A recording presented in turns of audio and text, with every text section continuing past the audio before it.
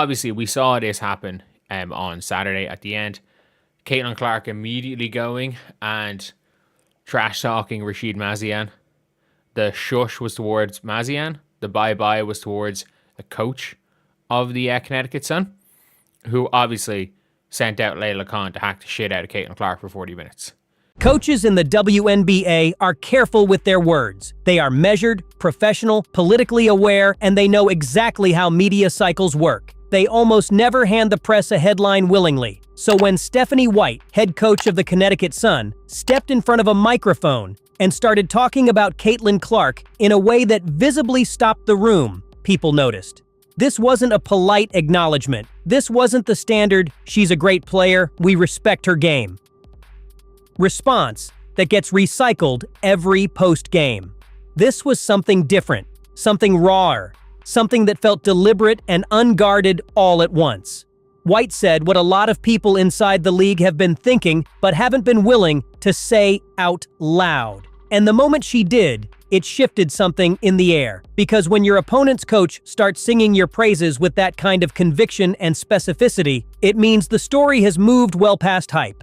It means something real and undeniable is happening right in front of us. So, what exactly did she say, and why does it matter so much that it came from her specifically? White coaches a team that has gone head-to-head with Clark multiple times with real playoff implications on the line. She is not a fan in the stands with a jersey on. She is a competitor with genuine stakes in downplaying Clark's impact whenever possible. So, why isn't she doing that? And the deeper you sit with that question, the more interesting everything becomes. Has Clark's game evolved so decisively that even her fiercest critics can no longer construct a reasonable argument against her? Is this the moment the rest of the league quietly concedes what Clark's fanbase has been shouting from the rooftops for 2 straight years? Or is there something even more significant buried underneath White's words? A signal about where this rivalry, this era, and this entire generation of WNBA basketball is actually heading. Because if the woman whose entire job is to stop Caitlin Clark is now openly praising her with zero hesitation, you have to ask yourself, what does she see that the rest of us might still be underestimating? This video is going to break down exactly what Stephanie White said, word for word, and why the specific phrasing she chose matters just as much as the praise itself. You are going to understand the full context of when and why she said it, because timing in this league is never accidental and it always tells you something. You will also see how White's comments connect to a much larger pattern of how the WNBA's most established and respected voices are slowly but undeniably recalibrating their entire public posture around Clark's presence in the league.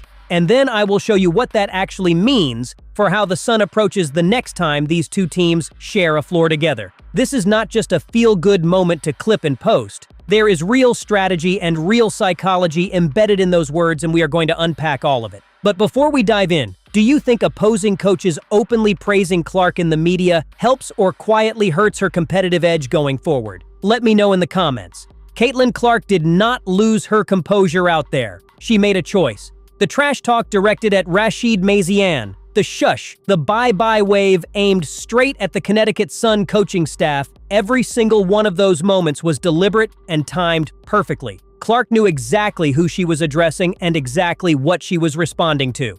Now let's be completely honest about what the Sun actually did here, because it matters. Deploying a player with the specific assignment of fouling Clark aggressively and repeatedly for the better part of 36 minutes is technically within the rules of the game. Nobody is taking that away from them. But when a player absorbs that kind of sustained physical punishment, stays locked in mentally, and then responds with that level of precision and fire at the exact right moment, that is not emotion getting the better of someone. That is elite competitive intelligence operating at full volume. The Suns' coaching staff constructed a game plan designed to wear her down and break her rhythm. She waved goodbye to their bench instead. That does not just win a moment.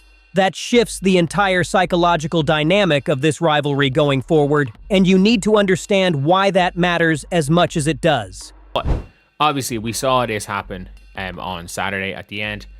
Caitlin Clark immediately going and trash-talking Rachid Meziane. The shush was towards Meziane. The bye-bye was towards the coach of the Connecticut Sun, who obviously sent out Layla Khan to hack the shit out of Caitlin Clark for 40 minutes. So, or for 36 minutes, however much she played. And yes, obviously it was gone towards the coach. Let's take a listen to what he said after the game. Whether or not he pulled I couldn't even say like a Shara Reed, because there's been no coach that have gotten into a Caitlin other than like Noelle Quinn. Was it Noelle Quinn? Was she the Seattle Storm coach?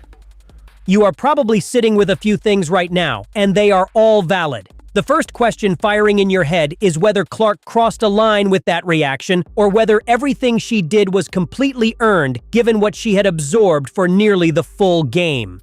And right behind that is something a little sharper, because you are also wondering why a coaching staff would greenlight that kind of systematic physical game plan so openly and so unapologetically against one specific player. Was that desperation dressed up as strategy? Was it actually a form of respect that the Sun would never admit to publicly? Then the question gets even bigger. Has any other player in this league been treated this way, where an opponent's entire defensive approach for a game is essentially engineered around neutralizing one person? And if the answer to that is no, or even rarely, then what does that tell you about where Caitlin Clark actually sits in the hierarchy of this league right now, regardless of what anyone says in a press conference? The honest answer is, Clark was not out of line by any reasonable measure. When a coaching staff makes the deliberate decision to have a player foul you by design, repeatedly and systematically, and you still compete and contribute at a high level throughout, the response you saw was not a lapse in professionalism. It was a statement. It was controlled, it was pointed, and it was directed at exactly the right people. Now here is the part that deserves more attention than it is getting. When a coaching staff builds an entire game plan around fouling one player rather than stopping her through actual tactical adjustments and schemes, they are making a very loud admission without ever saying a word. They are telling the world that nothing clean in their arsenal stops her effectively. That is not a minor detail. That is a strategic confession buried inside a physical game plan. And now that this moment exists publicly on tape, everything Stephanie White says and does next carries a completely different weight than it would have before Saturday happened.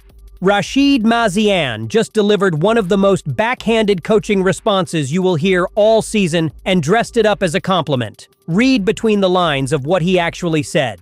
His defender did her job. She was physical. She was present. She forced some turnovers, and she needs to adjust her aggression level sometimes. That is the full summary of his praise. Meanwhile, Caitlin Clark scored 25 points on tough, uncomfortable shots against that exact defensive pressure, 25, and his response to that is essentially a shrug wrapped in coach speak. Here is the part that should bother you, though. Meziane has built his entire defensive identity against Clark around one philosophy: be physical, make it uncomfortable, rough her up more than any other team in this league does. That is not speculation. Clark absorbs more hard contact against Connecticut than she does against anyone else.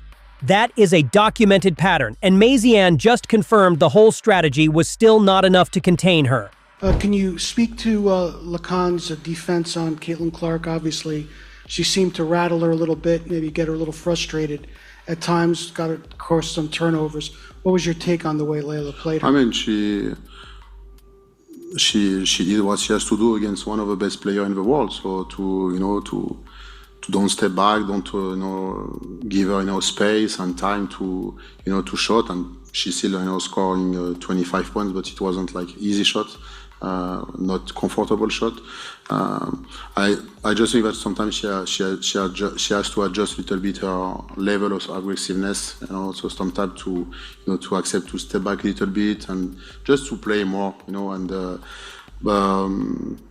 that's a good experience for her, playing against her. More she's going to play against a player like her, like this type of caliber, more she's going to to learn how to be more effective.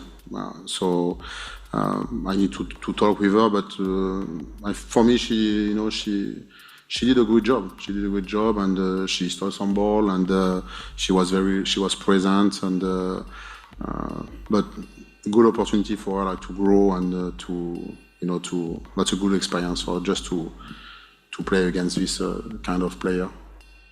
that is as much of a compliment as you can give. It's basically she probably was a little bit too aggressive sometimes, and it's like you live with the setbacks. But she got cooked. Like, it's almost like a shrug of like, well, yeah. She played good defense. Caitlin still at 25 on tough shots. Tough. Like, it is. That's basically what he said, and he basically did a coach version of the Hailey Van Lith. Like, oh yeah, better aggressive defense. Like, I mean, Layla did well, but like, yeah, what do you think she can do? And obviously, look, Meziane has as a coach, he has put his game plans for Caitlin has been to be physical with her, rough her up, and to an extent where it's like, You are probably asking yourself whether that press conference answer was genuine respect or just a coach protecting his ego after his game plan got exposed in real time. And then you start wondering whether 25 points on difficult shots actually proves that the physical strategy backfired entirely, or whether it somehow still served a purpose in his mind. But here is where it gets more uncomfortable. If the most aggressive defensive scheme in the league against one specific player still results in 25 points on tough looks, what exactly is the ceiling of what Clark can do when teams actually play her straight up? And then the biggest question of all starts forming quietly in the back of your mind. Has Meziane's entire approach to Clark actually been about stopping her, or has it always been about something else entirely? Something more psychological, more political, more about sending a message to the rest of the league than actually winning the defensive battle? Here is the truth that nobody in that press room pushed back on hard enough. A coaching staff that responds to 25 points on tough shots with a shrug and a lesson about aggression levels has already lost the analytical argument. Meziane's strategy against Clark has never been purely about stopping her scoring. It has been about making her experience in this league physically taxing enough that it affects her long term. That is a real tactic. It exists. And the fact that Clark is still producing at that level, despite absorbing that contact consistently against this team, tells you everything about her competitive ceiling. The shrug was not humility. It was a coach quietly acknowledging he had no better answer. And what comes next in this story is where everything gets significantly more interesting, because Stephanie White's public comments after this game did not sound anything like a shrug. Rachid Meziane shrugging off a blatant hack on Caitlin Clark, like it was just Tuesday, is exactly the kind of non-answer that exposes how some coaches in this league operate when the cameras are on. This wasn't humility. This wasn't a coach being measured or professional. This was accountability avoidance wrapped in a calm voice. And if you've watched enough basketball at any level, you know the difference immediately. The defender didn't play defense. She grabbed, she hacked, and the coach's response was essentially, yeah, basketball. That tells you everything about how certain teams approach Clark, because when you can't stop someone cleanly, you make it physical, and then act like nothing happened. The media bias angle this commentary raises is where things get genuinely uncomfortable, though. Personal grudges quietly steering public basketball takes is not a fringe theory. It is a pattern that runs through the NBA, the Premier League, and it is absolutely running through WNBA coverage right now. The foul is one moment. The culture around how this league gets discussed is the real story underneath it. And this is almost like, I don't mean this in like a bad way. For the, like, Rachid Meziane not admitting defeat, but like basically coming out of a game where his player got cooked and saying, just shrugging and be like, well, yeah, it happens. It's like, well, yeah, she played good defense. Caitlin played better offense. He's now established himself as the softest coach in the W. The softest coach. But Garda shows how much respect they have for her in a game. Lacan didn't play defense. She and her coach, every other team knows you can grab and foul Caitlin. I mean, Lacan is a good defender. If you watch Lacan play another game, she just hacked Caitlin. I'm going to be real. She just hacked Caitlin. It's realistically, that's what happened. They sent out, great post, didn't catch this, from Ken Swift. Even after shushing him, Lacan, at the end of the day, look, you would hope you would hope that a player shushing you is not going to cloud your, or whatever personal feelings a player has for you or personal feelings you have for a player, shouldn't cloud your judgment when it comes to talking about the sport. And too often we see in the WNBA, in the NBA, especially when it comes to, I've seen it a lot in English sports about Premier League, where like people hold grudges and they use those grudges to give completely incorrect and awful basketball opinions. And I'm being real here. It's one of those things now where you're seeing a coach in Rachid Meziane who Caitlin despises. Like, there are coaches, I can guarantee you there are coaches Caitlin likes that will publicly talk shit about her. You are probably turning over a few things right now, starting with the most obvious one. Was that actually a deliberate hack, or is this just another cycle of Clark coverage being blown out of proportion? And then right behind that comes the coaching question. Because why would a head coach not even attempt to frame his defensive strategy or protect his player in the postgame? That is a strange hill to die on. Then you start pulling the thread further and you land on the media angle, which is honestly the more serious issue sitting underneath this whole clip. If the people paid to analyze this league are letting personal feelings about specific players shape what they say on camera, then what exactly are you consuming when you watch WNBA coverage? How many takes have you nodded along to without realizing they were built on someone's off-court beef rather than what actually unfolded between the lines? And the biggest question, the one that reframes everything, how much does that quiet bias actually affect the way casual fans understand and value this league over time? The foul was a foul. That part is not complicated. Defenders hack Clark strategically because giving her clean catch and shoot opportunities is a losing proposition, and fouling her and playing dumb about it is a calculated choice, not an accident. Meziane knows that. His staff knows that. The shrug was a performance. But the media layer is where this goes from a single game moment to something worth actually paying attention to. Bias in sports coverage almost never announces itself. It shows up in which plays get replayed, which quotes get amplified, and which coaches get pressed versus which ones get a pass after a loss.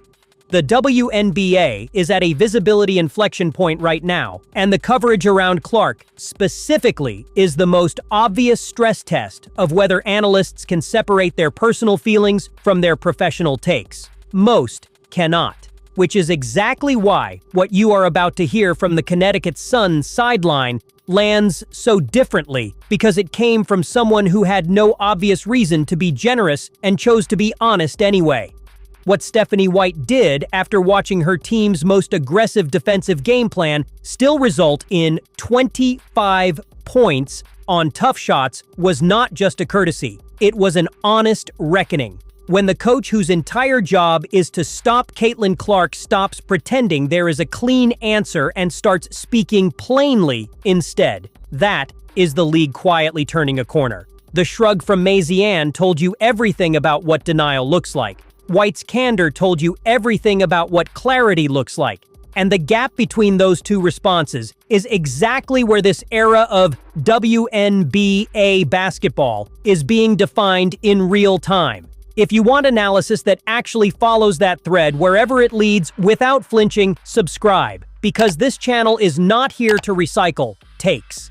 It is here to tell you what is actually happening.